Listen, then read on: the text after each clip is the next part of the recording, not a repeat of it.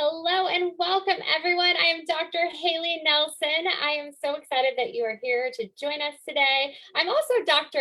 California America, and part of my platform in choosing to do this is really wanting to get out there and be able to provide safety tips and education to both families and parents. So I'm excited that you're joining us today. We've got kind of a cool topic here. So we're going to be talking about stop the bleed. But before we get into that and I introduce our guest, I want to first review the difference between big and little. So I've got my giraffe here. So I've got my little stuffed George. This is a little giraffe, but if you go to the zoo, there's those big giraffes. And I know if you're here in Fresno and you've been to our zoo, you can even feed the giraffes. So the concept of big and little, right? And so when we're talking about bleeding, we're talking about the same thing. So sometimes you fall and you get a boo-boo and you just need a little Band-Aid. So if there's a little bit of blood versus for today, we're talking about big blood. So if there is big blood, there are things that you need to do and that kids, you can learn this, but also we want your parents to know what to do. So with that, I'd like to introduce our special guest, Dr. Tamura. Thanks so much for joining us. Hi, Hailey. How are you doing today? I'm good. Tell us about Stop the Bleed, why this is so important today. Well, I will get to that, but I want to know where your crown is. It's missing. Where am I? So I have the sash and I'm competing for the title of Dr. America in September. So hopefully then I will have a sparkly crown to go with it. Nice. Well, hi, everybody. I'm Dr. Tamura. I'm one of the pediatric surgeons here at Valley Children's Hospital and also the trauma medical director. And today I'm going to talk to you about Stop the Bleed. Stop the Bleed is a program that started back in 2015, approved by the White House at that time. It started after the Sandy Hook tragedy in 2012. And after that, and some other similar events, some surgeons, emergency room doctors, other political figures from local, state, and national got together and came up with ways we could prevent these kind of problems, and certainly how to prevent people dying from these events, as the number one cause of preventable death is bleeding. And so we can focus on that, and individuals are going to be the ones that are there, innocent bystanders, people who are not medical care people, and how can empower them to take care of people that might be right next to them, have a wound, and could be even at a car accident. It does not be just a mass tragedy. Okay, so kind of those scary events where you're the person there and before help arrives that you can be the help. So what are the steps? Kind of walk us through what Stop the Bleed teaches people. So Stop the Bleed has 3 basic steps, and there's something anybody can do, any from adults down to even elementary school people we've talked to and taught. So really anybody can learn. In terms of the basic steps, I have a model here. Okay. But before I get to that, if you're ever at a tragedy like that, or you're in an accident, the first thing you need to do is be safe. You have to take care of yourself and be safe. Once you've accomplished that, got to call 911, either you do it or have somebody else do it. Then you can take care of the individual next to you. And that's what we're going to focus on next. So with this cylinder, okay, which actually represents a leg, and you can see like a gunshot wound here or a laceration here. And this is where my body is. My feet are on the other end. Okay, I'm standing up just so you have an orientation. If you have a wound like this, you have to assess, is it significant? Like you said, is it a big giraffe or a little giraffe? And so we're really talking about big bleeds here. Okay, and how do you know that? Well, you look at the wound. Do you see blood squirting out like a sprinkler, or do you see it draining out? Or do you see a big pool of blood around the site? And that would be maybe a half a can of a soda or something like that. That's considered significant bleeding or life-threatening bleeding. So in those situations, that's where you use these techniques. The first one is pressure, okay?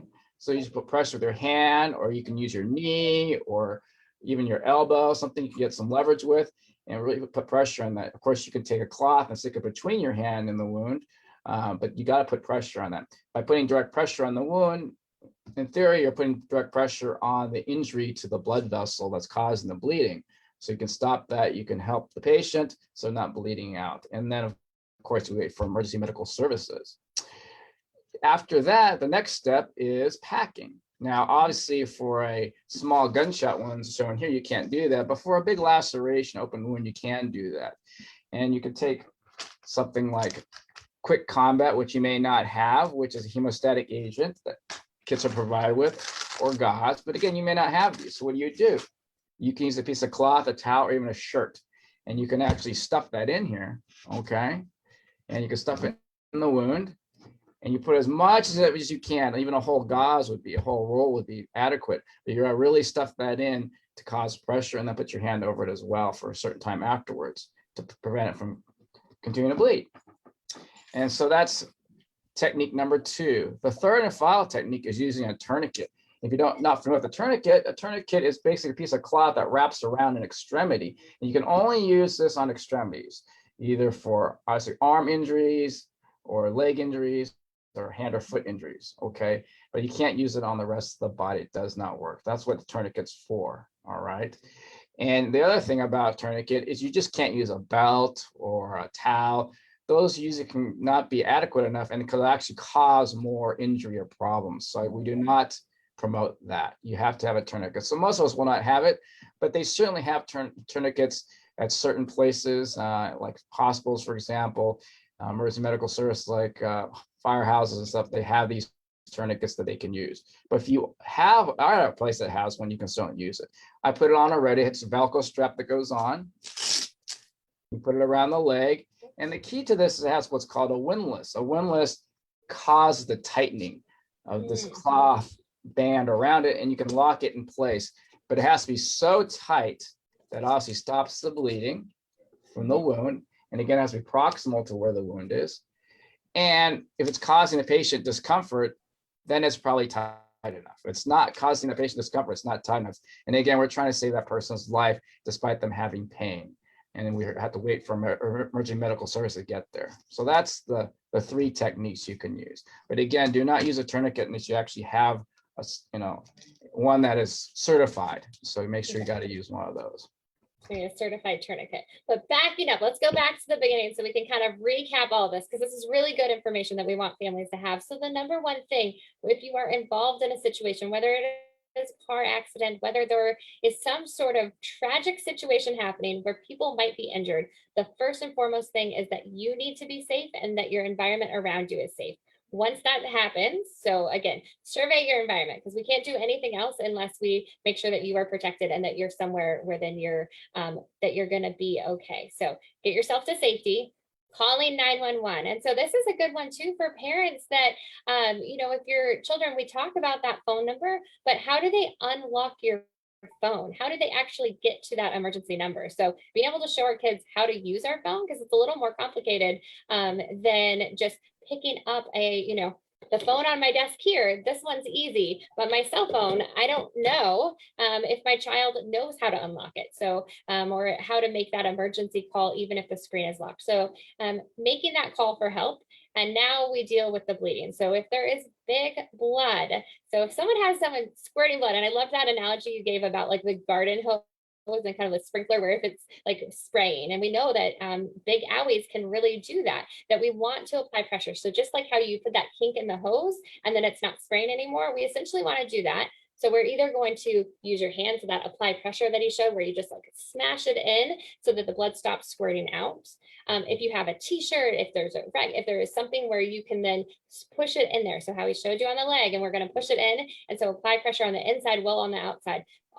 Your main objective is to stop that person from losing so much blood, because you're trying to save their life.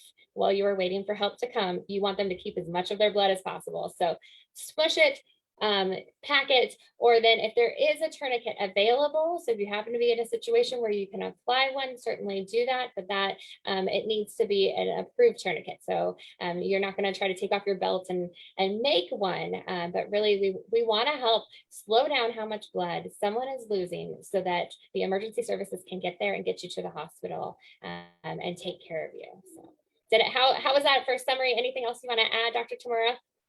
Yes, I do. So if people want more information or try to find out where our class is, and there's many classes throughout the Valley, including here at Children's, you can go to stopthebleed.org, or you can contact our prevention services here at Valley Children's Hospital as well. And again, most of these classes are free for the public. Okay, so I encourage everybody to do it. Excellent. Thank you. Yeah. So Stop the Bleed is certainly a wonderful resource, and you can find that information as well as other content on our Safe Kids Facebook page and the links for our other videos. So please like and follow us. We will be back here next Wednesday live on Facebook talking about open water safety. So I look forward to seeing everyone then. But thank you so much for joining us today and have a great day. Stay safe and be well.